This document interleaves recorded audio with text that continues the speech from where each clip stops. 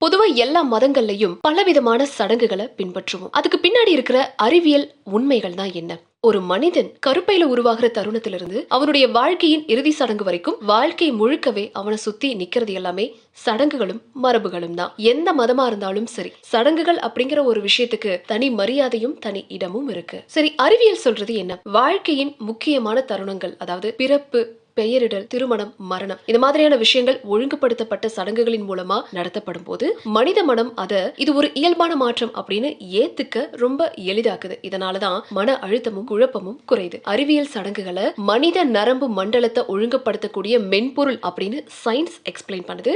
So அது 3 வழிகள்லயும் செயல்படுது. முதல் விஷயம் அமைதி, 2வது தர்மம் அல்லது ஒழுங்கு, 3வது தொடர்பு. ஒரே நிகழ்வுக்காக உறவினர்களும் நண்பர்களும் கூடும்போது நம்மளுடைய டோபமைன் போன்ற அன்பு மற்றும் உற்சாகத்தை உருவாக்குற ரசாயனங்களை மூளை அதிகமா சுரக்குது. மகிழ்ச்சியும் துக்கமும் பலரோட பகிரப்படும் போது அது மனதை குறைவாவே பாதிக்குதுங்க. அதனாலதான் சடங்குகள் அப்படிங்கிறது சின்னதா இருந்தாலும் சரி, பெருசா இருந்தாலும் சரி, அதை உள்ளார்ந்த அர்த்தத்தோட காலத்துக்கு ஏத்தது மாதிரி ஒழுங்கா கடைபிடிக்கிறது சமநிலை உள்ள வாழ்க்கைக்கான அடிப்படை அப்படிங்கறத நம்ம முன்னோர்கள் சொல்லியிருக்காங்க.